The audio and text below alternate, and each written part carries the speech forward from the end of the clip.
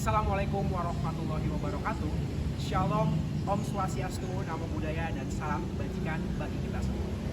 Yang kami hormati Bapak Bagus Rahmanda, SHMH, selaku dosen pengampu mata kuliah Hukum dan Hak Kekayaan Intelektual kelas ini, dan teman-teman sekalian yang kami cintai dan kami banggakan. Pada kesempatan kali ini, kami dari kelompok 3 kelas ini akan memaparkan materi mengenai paten sebagai pemenuhan tugas ujian akhir semester. Namun sebelum itu, izinkanlah kami memperkenalkan diri terlebih dahulu. Nama saya Aditri Prastio. Nama saya Alisa Safira. Nama saya Yolanda Sasi Kirana. Nama saya Salma Aulia Pustigasari. Nama saya Felicia Putra Mosir. Nama saya Muhammad Munir. Nama saya Ahmad Maulana. Kami ucapkan selamat menyaksikan. Penjelasan pertama itu mengenai sejarah singkat tentang paten. Istilah paten pertama kali muncul di kawasan Eropa pada abad ke-8 seiring dengan perkembangan teknologi yang digunakan. Peraturan pertama kali sekitar tahun 1470 di Venice, Italia, yang diberikan kepada Caxton, Galileo, dan Galilei di Johannesburg, Gothenburg, dan temuannya sehingga mereka dapat memiliki hak monopoli. Ide ini kemudian menyebar ke seluruh penjuru wilayah Eropa. Sekitar abad ke-16 yang digunakan pada masa kerajaan Inggris zaman Tudor.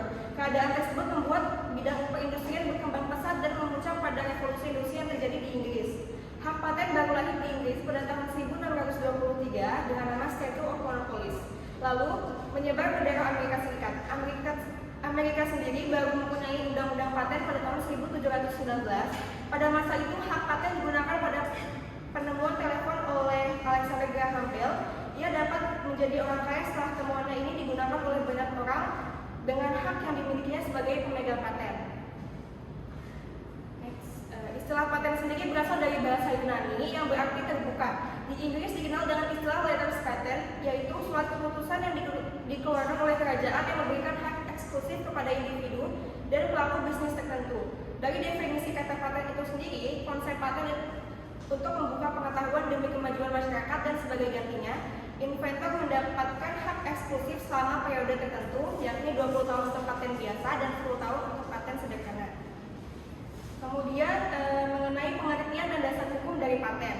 Untuk pengertiannya, paten merupakan hak eksklusif yang diberikan oleh negara kepada inventor atas hasil invensinya di bidang teknologi untuk jangka waktu tertentu melaksanakan sendiri invensi tersebut atau memberikan persetujuan kepada pihak lain untuk melaksanakannya.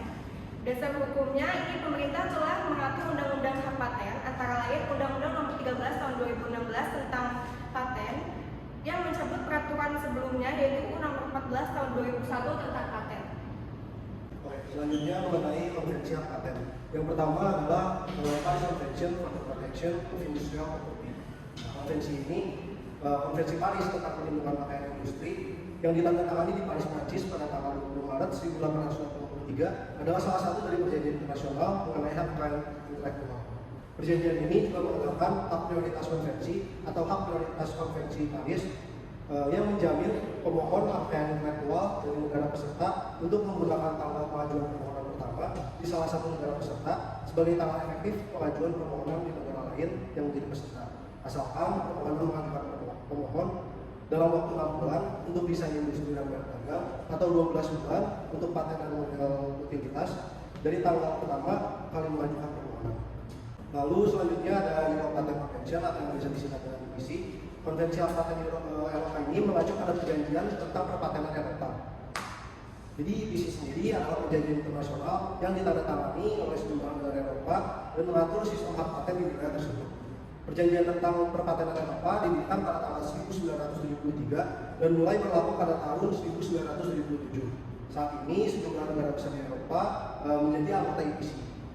Perjanjian ini juga menciptakan organisasi perpatenan Eropa atau yang bisa disebut dengan Euro Patent Organization atau EPO yang bertanggung jawab atas pemberian dan administrasi paten Eropa.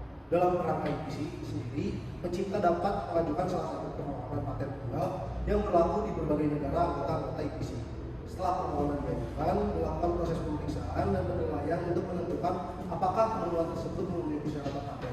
Jika memenuhi persyaratan, paten Eropa diberikan yang memberikan hak eksklusif pada pengembangnya di negara-negara EPC. Lalu yang ketiga ada konvensi TRIPS atau Trade Related Aspect of Property Right. Jadi konvensi TRIPS ini sendiri adalah perjanjian internasional yang membahas aspek-aspek dalam konteks perdagangan internasional. TRIPS sendiri merupakan singkatan dari Trans-Atlantic Aspect of International Property Rights. Nah, konvensi TRIPS sendiri ditandatangani pada tahun 1994 dan merupakan salah satu perjanjian yang diadopsi oleh anggota organisasi perdagangan dunia atau yang biasa disebut dengan World Trade Organization. Konvensi ini bertujuan untuk menyatukan dan mengatur perlindungan hak yang intelektual di seluruh anggota WTO. Nah, TRIPS sendiri mencakup berbagai jenis hak yang intelektual, termaksud hak paten, hak cipta, berdagang, rancang industri, dan perlindungan informasi rahasia, seperti rahasia-rahasia dagang. Konvensi ini menetapkan standar minimum perlindungan dan penegakan HI yang harus diikuti oleh negara anggota WTO sendiri. Selanjutnya, saya akan menjelaskan tentang Konvensi Pan-Amerika. Di Amerika Serikat, Konvensi Paten mengacu pada serangkaian hukum dan peraturan yang mengatur sistem perlindungan hak kekayaan intelektual melalui paten. Beberapa aspek penting dari Konvensi Paten di Amerika Serikat adalah sistem first to invent, yang berarti bahwa penemu yang pertama kali menemukan sebuah penemuan yang inovatif memiliki hak untuk mendapatkan paten. Yang kedua, persyaratan paten. Untuk mendapatkan paten di Amerika Serikat, penemuan harus memenuhi persyaratan tertentu. Yang ketiga, proses aplikasi paten. Proses aplikasi paten melibatkan pengajuan aplikasi ke USPTO. Aplikasi harus mencakup deskripsi yang jelas dan lengkap tentang penemuan, klaim yang melindungi elemen-elemen tertentu dari penemuan, dan gambar atau ilustrasi yang mendukung. Dan yang terakhir, durasi paten. Paten di Amerika Serikat umumnya memiliki masa berlaku 20 tahun sejak tanggal pengajuan aplikasi. Prinsip umum tentang paten. Satu itu kebaruan dan inventivitas. Jadi prinsip ini menekankan pentingnya kebaruan dan tingkat inventivitas dalam sebuah penemuan yang layak mendapatkan paten. Penemuan harus memberikan kontribusi yang signifikan dan inovatif terhadap pengetahuan teknik yang sudah ada. Jadi selanjutnya yang kedua, kebergunaan. Prinsip ini menuntut bahwa penemuan harus memiliki manfaat praktis dan dapat diterapkan dalam dunia industri atau pelayanan. Yang selanjutnya itu perlindungan hukum, di mana prinsip ini menjamin hak eksekutif pemilik paten untuk melarang pihak lain menggunakan, produksi, dan menjual penemuan yang dilindungi tanpa izin, memberikan insentif bagi inovasi dan inventasi. Selanjutnya ini ada publikasi dan kontribusi pengetahuan. Prinsip ini mendorong publikasi penemuan dan berbagai pengetahuan dengan masyarakat. Dalam pertukaran hak eksekutif, pemilik paten diharapkan memberikan kontribusi kepada pengetahuan teknis umum. Yang selanjutnya yaitu batas waktu perlindungan. Prinsip ini menetapkan batas waktu perlindungan paten setelah melewati masa perlindungan, di mana penemuan tersebut menjadi domain publik, memungkinkan akses dan penggunaan oleh semua pihak. Ya, dan ini selanjutnya ada syarat pemberian paten. Yang pertama itu kebaruan, di mana penemuan yang diajukan harus baru dan tidak diungkapkan sebelumnya secara publik sebelum tanggal pengajuan paten. Selanjutnya itu inventivitas, yaitu penemuan harus melibatkan langkah-langkah inventif yang tidak jelas bagi orang yang terampil di bidang yang relevan. Artinya, penemuan tersebut tidak boleh menjadi hasil yang nahas atau terduga dari pengetahuan yang sudah ada. Yang selanjutnya itu kebergunaan, di mana penemuan harus memiliki manfaat praktis yang nyata, yaitu dapat digunakan dalam aplikasi yang bermanfaat. Selanjutnya ada penyampaian yang jelas, di mana penemuan harus disampaikan secara jelas dan lengkap dalam dokumen paten, termasuk deskripsi yang memadai dan metode pelaksanaannya. Yang terakhir ini ada subjek yang bisa diberi paten, di mana itu penemuan harus termasuk dalam kategori subjek yang dapat diberi paten, seperti proses, mesin, produk, atau komposisi baru yang memenuhi syarat-syarat lainnya. Oke, di sini saya menjelaskan tentang subjek dan objek paten. Subjek paten yang merupakan subjek paten berdasarkan pasal 10 Undang-Undang Nomor 13 Tahun 2016 tentang paten adalah: pertama, pihak yang berhak memperoleh paten adalah inventor atau orang yang menerima lebih lanjut hak inventor yang bersangkutan. Yang kedua, jika invensi dihasilkan oleh beberapa orang secara bersama-sama, hak atas invensi dimiliki secara bersama-sama oleh para inventor yang bersangkutan. Selanjutnya, objek paten. Objek paten terdiri dari dua jenis, yaitu paten produk dan paten proses. Paten produk adalah klaim terhadap invensi yang berupa produk yang dibuat oleh inventor. Paten produk mencakup alat, mesin, komposisi, formulasi produk bagi proses, sistem, dan lain-lain. Contohnya alat tulis menghapus, komposisi obat, dan sebagainya. Sedangkan paten proses adalah klaim terhadap proses dari invensi yang dibuat oleh inventor. Paten proses mencakup proses atau penggunaan, contohnya proses membuat tinta, dan sebagainya.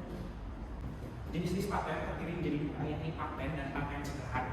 Adapun paten diberikan untuk invensi yang baru, mengandung langkah inventif dan dapat diterapkan dalam industri. Adapun yang kedua, klaim paten jumlahnya tidak dibatasi, Dan progres teknologi dalam paten simple dan mudah.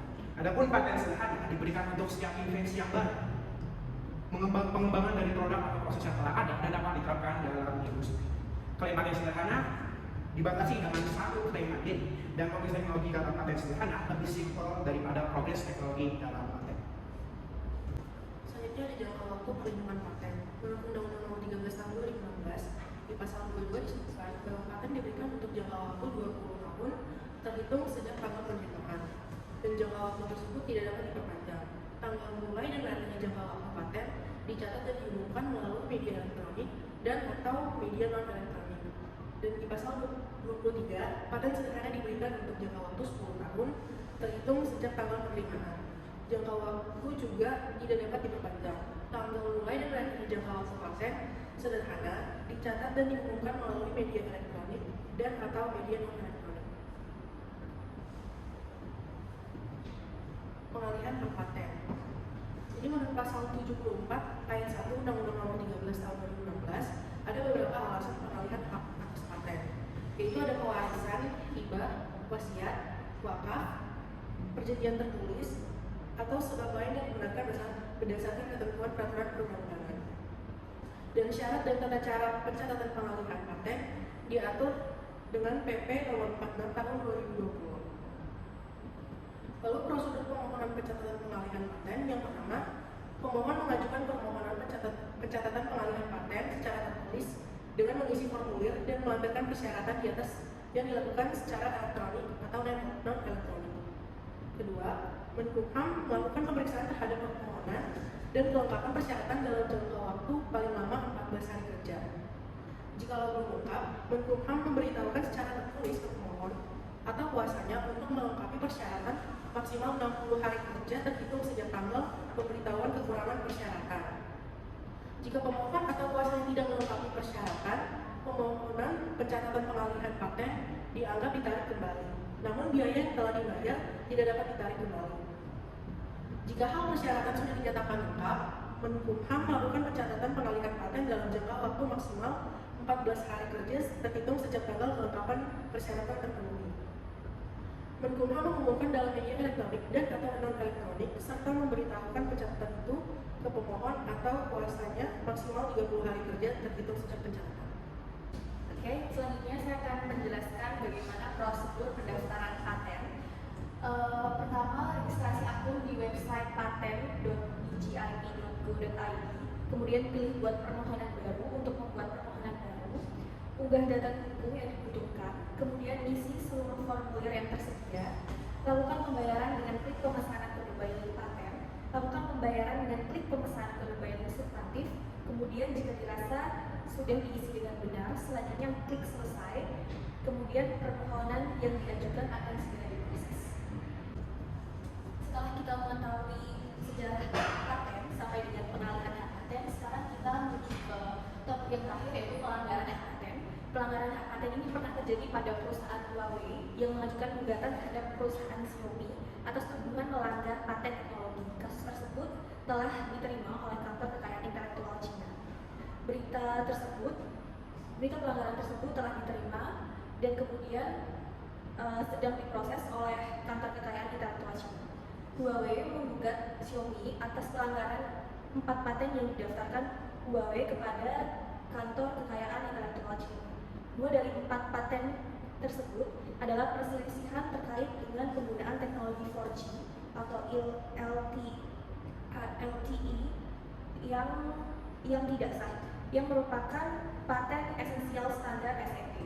Huawei juga menuduh Xiaomi menggunakan metode mereka untuk mendapatkan gambar panorama. Paten keempat melibatkan pelanggaran teknologi membuka kunci ponsel yang dikembangkan oleh Huawei. Huawei selalu vokal tentang perusahaan lain yang mencuri teknologi yang mereka ajukan paten. CEO dari perusahaan Huawei juga mengatakan bahwa desain mereka disalin tanpa persetujuan. Berakhir sudah pemaparan materi dari kelompok kami mengenai paten. Kami ucapkan terima kasih atas atensinya dan mohon maaf bila ada kesalahan kata. Billahi taufiq wal hidayah. Wassalamualaikum warahmatullahi wabarakatuh.